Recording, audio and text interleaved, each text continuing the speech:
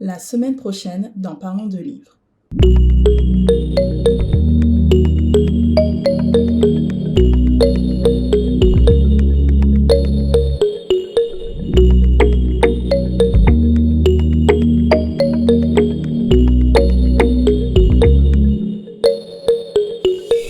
Alors, les cités d'Aubervilliers.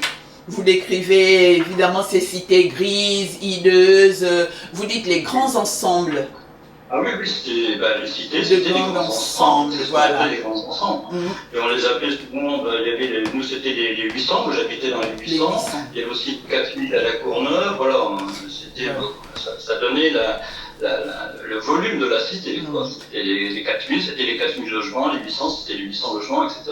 C'est ça, de grands ensembles, vous dites vides de joie et de bonheur. Parce qu'il se passait tellement de choses là-dedans, dans les familles.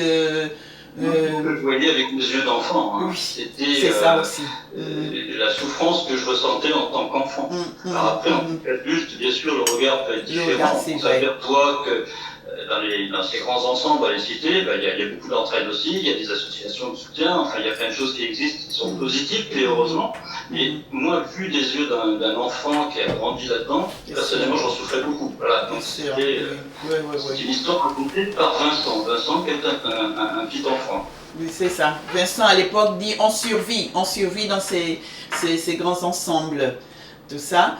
Et puis, mais il y avait quand même, comme vous dites, il n'y avait pas que, dans tout, de toute façon, dans tout, il n'y a pas que le négatif, hein. Il y a aussi des bons souvenirs des jardins des ouvriers. Ah oui, oui. Les jardins, oui, c'est important, les jardins. Oui, les dimanches aussi.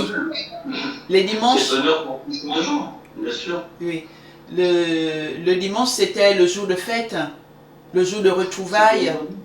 Oui, et puis les gens, je dis les petits vieux, enfin ceux qui étaient à la retraite à l'époque, qui allaient dans les jardins, passer un bon moment un petit peu loin de tout ça. Puis les jardins, c'est quand même un rapport. Il ne faut pas oublier que la plupart des gens étaient des familles nombreuses, c'était des gens qui vivaient dans une grande précarité, et les jardins, ça apportait quand même, ce que je dis, je crois, dans le livre, un peu de beurre dans les épinards. C'est ça. C'est ça. Voilà. Tout à fait. Moi j'habitais de l'autre côté, juste en face des jardins, et j'avais cette occasion d'aller souvent dans les jardins. On jouait avec les copains aussi dans les allées des jardins, donc c'était un petit peu de verdure pour moi, oui, tout à fait. Oui, et le dimanche, vous dites, le dimanche était tellement un jour de fête que les gens en profitaient. Vous dites, on était pauvres mais heureux. Parce que, à ce moment, les gens savaient profiter de l'instant présent. Oui. Oui, mais même dans les bidonvilles, je reviens au bidonville, j'ai pu discuter maintenant avec des gens qui ont vécu là-dedans, qui ont vécu dans ces endroits quand même très très pauvres, mais ils étaient heureux. Les gamins étaient heureux.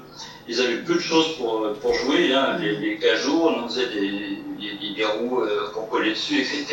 Mais les gens, les gamins étaient heureux. Ils ne souffraient pas comme les adultes en tous les cas, c'est sûr.